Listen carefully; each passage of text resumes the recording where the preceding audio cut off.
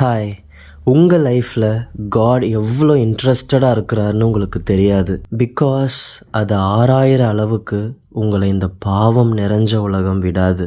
அது என்னன்னா, உங்களை டைம் வேஸ்ட் பண்ண வைக்கிற videos, shorts, entertainments, living in relationships, wrong friends, wrong relationships, social medias, selfish societies, இதெல்லாம் தான் சந்தோஷம்னு என்ஜாய் பண்ண நினச்சிட்டு இருக்கிற உங்களை நான் சொன்னேன்ல, இது எல்லாமே உங்களை டெஸ்ட்ராய் பண்ணணும்னு செயல்பட்டு கொண்டிருக்கும் பொழுது காட் மாத்திரமே உங்களை எப்படிப்பட்ட பர்சனாக மாற்றணும்னு நினைக்கிறாரு பாருங்க.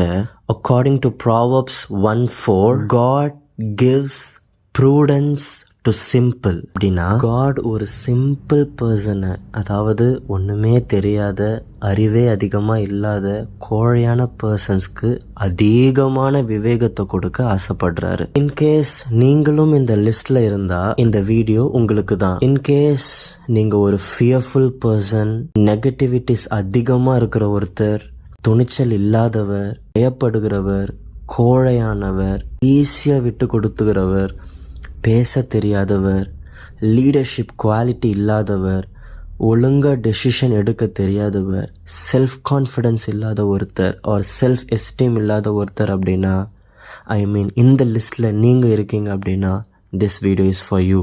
Do you know something?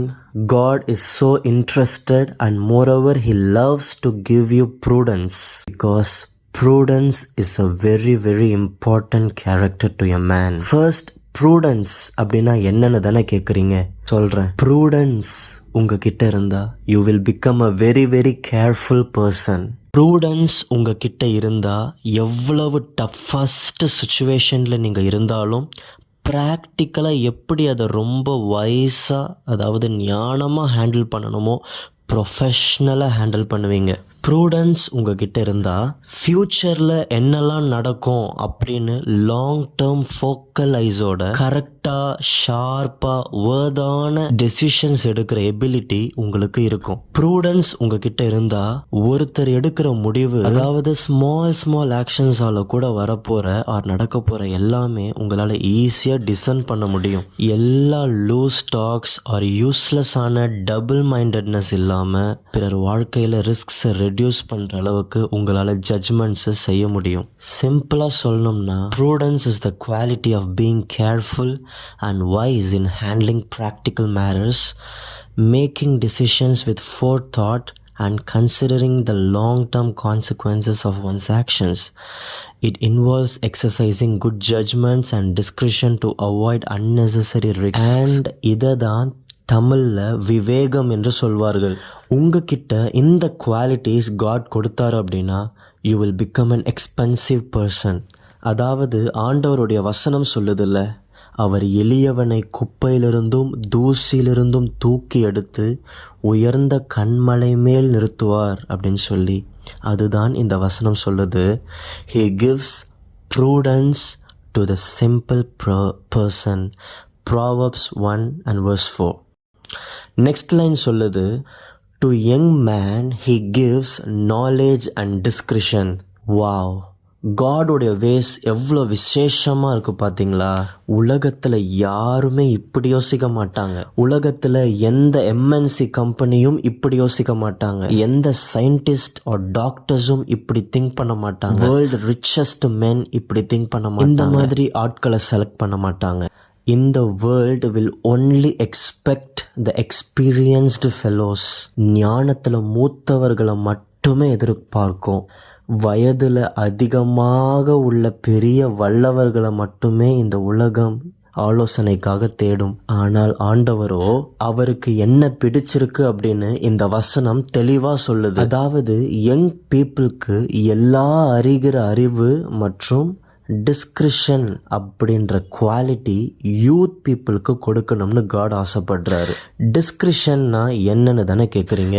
யாருக்கு எல்லாம் இந்த எபிலிட்டி ஆஃப் டிஸ்கிரிஷன் இருக்கோ அவங்களால தான் ரெஸ்பான்சிபிள் டெசிஷன்ஸ் எடுக்க முடியும். ரெஸ்பான்சிபிள்னா ரொம்ப ரொம்ப important responsible decision. Like prime minister of a country, president of a country தீர்மானம் பண்ணுற அளவுக்கு அவங்களுக்கு நல்ல வாழ்க்கையை அமைச்சு கொடுக்கிற வழியை போதிக்கிற அந்த நார்மலாக நம்ம லாங்குவேஜில் சொல்லணும் அப்படின்னா இதெல்லாம் பெரியவங்க தான் எல்லாம் செய்வாங்க, சின்னவங்களை இதுக்குள்ளே சேர்த்துக்கொள்ள மாட்டாங்க. And most important thing, discretion இருக்கிற பர்சன்ஸ் கிட்ட தான் ரொம்ப சென்சிட்டிவான மேட்டர்ஸை டீல் பண்ணுற எபிலிட்டிஸ் இருக்கும். அவங்க கிட்ட தான் கிரேட் பிஸ்னஸஸ்லாம் கான்ஃபிடென்ஷியல் மேட்டர்ஸ்க்கான டிசிஷன்ஸ் எடுக்க வைப்பாங்க.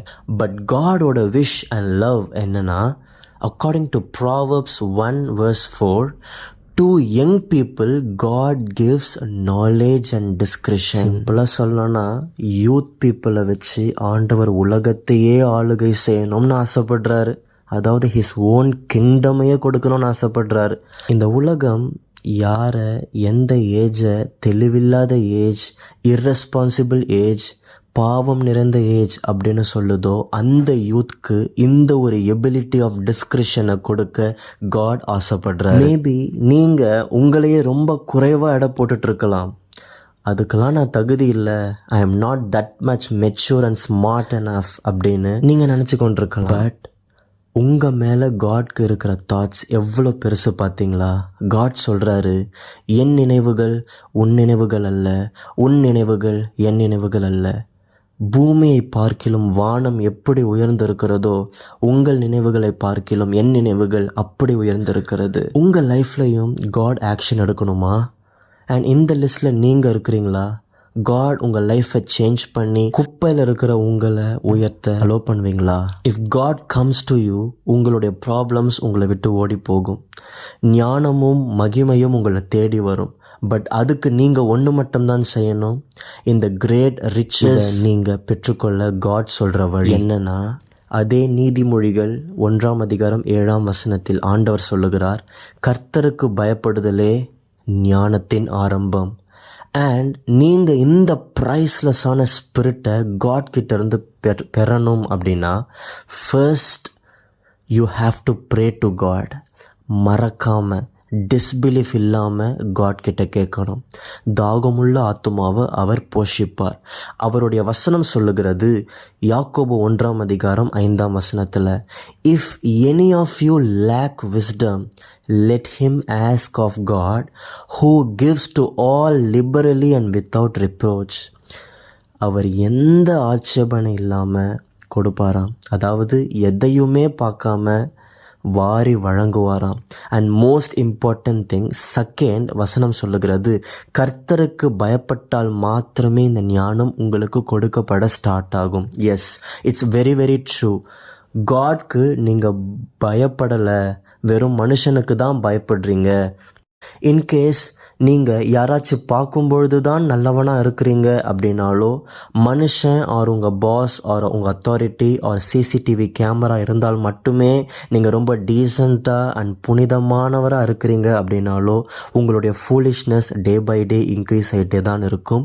நீங்கள் மனுஷனுக்காக வாழாமல் காட் பார்வைக்கு முன்னாடி வாழணும். அவர் உங்களை கவனிக்கிறார்ன்றதை ஒரு நாளும் மறக்கக்கூடாது. நீங்கள் தனியாக இருந்தாலும் காட் பார்க்குறதால பரிசுத்தமாக இருக்கணும். நீங்கள் யாருக்குமே அக்கௌண்டபிலிட்டி கொடுக்க அவசியம் இல்லைனாலும் கூட காட் அதை என்கிட்ட கணக்கு கேட்பார்ன்றதால அவருக்கு பயந்து ஃபெய்த்ஃபுல்லாக இருக்கணும். நீங்கள் மனுஷனுக்கு பயப்படாதவனாக இருந்தாலும் கூட காட் கணக்கு கேட்பாரு அப்படின்னு சொல்லி கரெக்டான ரிப்போர்ட்ஸ் கொடுத்துடணும். காட்காக உங்கள் ப்ரிட்டண்டிங்ஸை டெய்லி ரெடியூஸ் பண்ணி உங்கள் ஒரிஜினலான நேச்சரை ஹம்பிளாக பீப்புளுக்கு முன்னாடி கொண்டு வரணும். இந்த மாதிரி நீங்கள் காட்காக வாழும்பொழுது மட்டுமே உங்களுடைய வாழ்க்கை தன்மை உயரும். ஆண்டவரே அதை செய்வார்.